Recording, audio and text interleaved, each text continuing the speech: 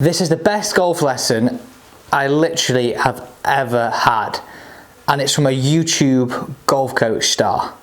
Now, what I'm saying in this lesson is so valuable to my game. I know it'll be valuable to your game as well. Hey Alex, hope you're good. Right, first of all, thanks for sending these swings through to me. We're gonna take a good look at your golf swing. We're going to pull out the things that we like, the things that we might want to look at changing, the reasons why we'd like to change those things, what it's going to do for you on the golf course, and ultimately how it's going to give you a little bit more control over your golf ball. The first thing I want to do is kind of just put a few lines on this screen, and you'll see these lines appearing as I run through the analysis, and these are just going to help us just kind of monitor what's happening and use as a reference point. And I'm just going to do the top and the front of the head. On the right hand side, I'm just going to do the same thing. Okay. Now, if we look on the left and just sort of take you up to the top, we don't really need to make too many adjustments at setup because, as you can see, the angles you create are good. Love the balance points, everything looks nice and tidy. And as we look on the left hand side and take you kind of through your backswing up to the top, everything looks really nicely organised, like how you move your body. Clubs set nicely, and then we're going to get you up to sort of the top of your golf swing. Now, I would like to make a few changes to the top of the swing, but they're going to be more visible from this right hand side. So we're just going to kind of play this and just start this going kind of back a little bit to here.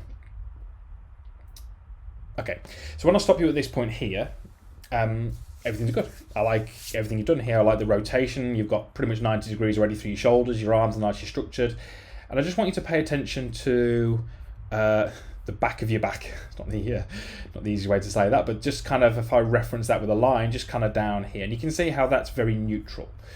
Now, as you continue up to the top, what we're going to start to see is, I'm going to draw it just off the side a little bit. We're going to start to see a little bit of a kind of curve appear in your upper back. So as we kind of go up, we're going to start to see, okay, just starting to see it just through here. Now what that tells me, that there's a little bit too much kind of extension or kind of stretch in the upper body. And what that does for me from this face on angle is it causes your arms to actually travel a little bit too far around your body. Your right elbow, which is not that visible because obviously your kind of shoulder and head are in the way, but your right elbow has got a little bit too deep for me as well. And that's through just this little bit of extension. Now, we are going to do the second video I'm going to send over to you. You're going to see me in front of the camera and I can run through the visuals in terms of what I want you to practice and how it should look. But before we do that, I just want to pull in a golf swing on the left hand side. Now, I do not believe in copying anyone's golf swing, but I do believe that we can use golfers for visual references. This is Adam Scott. He's got an iron. Yours was an 8 iron. I don't know what club he's using. It looks like a 7 iron. But if we take Adam towards the top of his backswing, we're going to see a couple of differences. That's pretty much the end of his golf swing there. So you'll see a very different angle through this back here. He doesn't quite have that kind of curve. And you'll notice how his hands and arms are much shorter. They're a little bit more outside of his trail foot. And we can see how the right elbow is pretty much covered by the left elbow. And when we look at what's happening over here on yours, we see that a little bit different. You know, the hands aren't quite as far outside your trail foot, the right arm's gone a little bit deeper, and the upper body's changed its shape a little bit as well. So in a moment, we're going to come over to why that's important. But the first thing I would look to do is take out some of the, what we call extension in your upper body, which is that kind of arching of your back. I'd like to shorten your arm swing a little bit, and I'd like you to get your trail arm a little bit more in front of you. That's the kind of the crux of what we want you to try and do at the top of the golf swing. Now, if we pull in your down the line again from here, we start to see a little bit why I would like to do that. Because as we get you up to the top, and we're going to try and get you to feel it a little shorter, let's say in here, as you get a little longer, your arm gets a little bit deeper and you start to make that movement with your body, the arms for me get a little bit out of sync with the body. And then as you start down, at this point here, for me, your hands and arms are a little bit too far out in front. I'd like to see them a little closer to this orange line. You'll notice that if I draw the club shaft in, very, very good angle of the club shaft. It's nicely positioned. So it's not so much the club shaft being too steep or too shallow, it's more that the hands are a little bit too far in front of you at this point. And for me, that's a little bit of sync. It's the arms travel a little bit too far in the backswing, and it's hard then to get them back in front of you on the way down. And like I said at the start, this happens with driver as well. So we're in a position now where I would love at this point here to see your hands a little bit further down, a little bit more in front of you, trying to get this trail elbow a little bit more in front of you. Because what's going to happen through impact, if we sort of take this kind of frame by frame, for me the club head gets tipped just a fraction out in front of you. And then you have a little bit too much kind of flip and release. So as you can see, I had a golf lesson from Chris Ryan. And that analysis was absolutely pivotal to the next part of this. So these are the drills that he talked about. Trying to stay in posture as number one, a pause drill, and then trying to feel the hands are low on the way through, or at last parallel, so when my hand's on my right thigh. So let's see how he taught me through these drills. Hello mate, hope you're well. So first of all, this isn't really the setting I would choose for this video, but obviously everything's closed at the moment, courses, practice areas. So the next best option will be to go outside, but it's absolutely throwing it down with rain at the moment, so that option is out the window, so we are indoors. But it doesn't really matter because we haven't got to hit any golf balls. This is really more for me to just show you and kind of explain to you what I'd like you to do in practice and how I'd like you to kind of go about your practice, and how we can kind of move that forward. So the main focus really here is to try and just, first of all, tidy the top of the backswing up in terms of getting the arms and the body to sink a little bit better, and then having that link to a downswing movement. And then once we feel like we're making progress with those movements, we then want to take a look at what's happening through impact and that delivery position we spoke about, to see whether that needs any kind of work on its own or whether that might just fall into place, which would be obviously fantastic if it does. But, first little exercise would be just to try and think about buttons and belt buckle, and even just put your fingers on, your belt buckle and your button, and just stand in front of a reflection. I've obviously got my phone here and I've got it facing me so I can see myself. Just mirror reflection and just start to build kind of as much rotation as you can, but trying to make sure that sort of upper body angle hasn't kind of arched this way. And as I do that, I can almost feel that my buttons are getting pulled away from my belt buckle. Now, that movement, this extension, I would have you do more of that if you were trying to do world long drive. If you're trying to just generate as much speed as you can, hit the ball as far as you can, and just bomb it, this is a brilliant way to add some speed. But certainly with your irons, and I think with your driver, I want to get a slightly better rotation, a kind of almost a purer rotation without as much of that extension. What you should find when you add the golf club in is that you should find it's more difficult to achieve the length of swing that you've currently got. And that would be a great thing. I don't think personally, I don't particularly like telling any golfer to swing shorter. For me, anybody, I don't think you swing too long. I think it's too long relative to what the body's doing. What I'd rather do is look at improving the movement, getting the right movements, and the swing will shorten naturally. It's never nice just to stand over the ball thinking about a shorter swing. So I don't want you to think about shortening the backswing. I want you to improve the body movement, get the arm structure better. And if you try to swing as long as you can, it will ultimately be shorter because we've changed the body movement.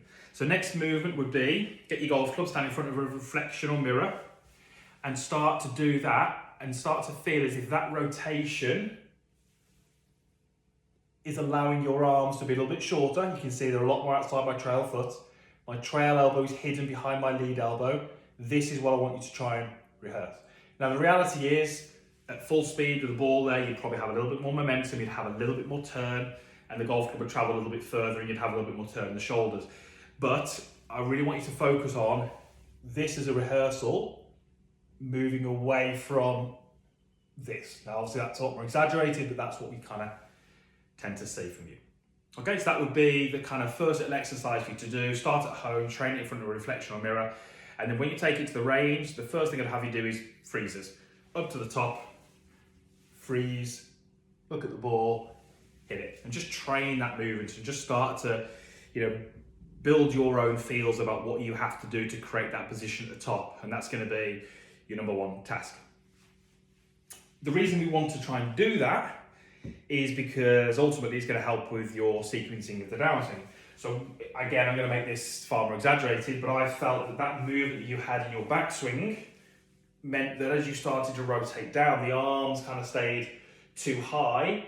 And then what happened from there is that your body rotation started to slow down, and then you ultimately had to kind of throw the arms down and at it with a little bit too much release this way. And that's why, for me, there was a little bit too much of a negative with the irons and certainly with the driver. What we would generally want to see would be the grip end of the club through the impact area.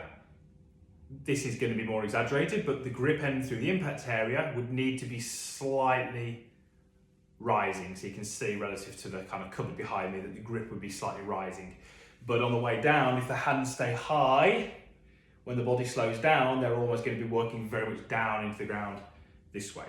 So the next little exercise I'll have you do, and this is going to be quite difficult in terms of ball striking, it's going to be, you're certainly going to hit quite a few thins and fats doing this, but it's more just an exercise. Get yourself set up, maybe tee the ball up, and then take this backswing, which is going to be much more controlled. As you rotate, allow the arms to work a little bit more down, and feel as if when they get more over your trail thigh, they're kind of as low to the ground as you can get them. I couldn't really get my arms any lower than that. What I would then do is start to feel like when I rotate through the ball, I'm able to actually work a little bit more upwards with the hands, upwards with the grip, and matching that with the body rotation. So as you can see, some really sound advice from Chris, easily broken down and giving me some clear instructions. So let's have a look if this has improved. So what I'm going to do is I'm going to take a video now, take a shot, have a video, and we'll put on the screen actually kind of my old and new, and let's see what you think about these differences. So the first thing that Chris was really bothered about in my swing was this position at the top, trying to get the swing to be shorter, but as a result of not getting this extension. And I think I do a better job of this here. I mean, there still is a little bit of an arch in here, but for the sake of a week's worth of practice, I think this is a lot better. The things that I like about this, and sort of what Chris has told me here, these arms look like they're a little bit higher and further away from the body, not this right arm getting stuck behind the body and too deep. Also, the swing looks a lot shorter from here as well. So if we're looking at this from a down the line perspective and we're putting both of these on here, you can see how my swing looks a little bit shorter, and it looks a lot more organized to me, and it does definitely feel like I'm creating a little bit more of what I'd kind of class as coil or feeling in that swing rather than that extension. Downswing now, this is me trying to feel as though those hands are lower at last parallel, which I think I do a bit of a better job. Into impact, hopefully now seeing a little bit less of this roll through the golf ball. But as a result of trying to interpret the information, bring the information to my golf game, I think this is a much better position at the top. Yes, I don't think it's as good as it could be. It's not as good as I want it to be, but in terms of a week, I've seen a little bit of progression there that I'm happy with. If you want to do the same thing that I did, I reached out to Chris via his website and got an online lesson, and honestly, I really believe it's one of the best lessons that I have ever had. So you go on his website, this is his website here on the left, fill out a form, send him your swings, you get a really, really comprehensive analysis. I mean, I've only shown you a little snippet of this, but you get a comprehensive analysis and drills that are really going to help you improve your golf game. I can really recommend.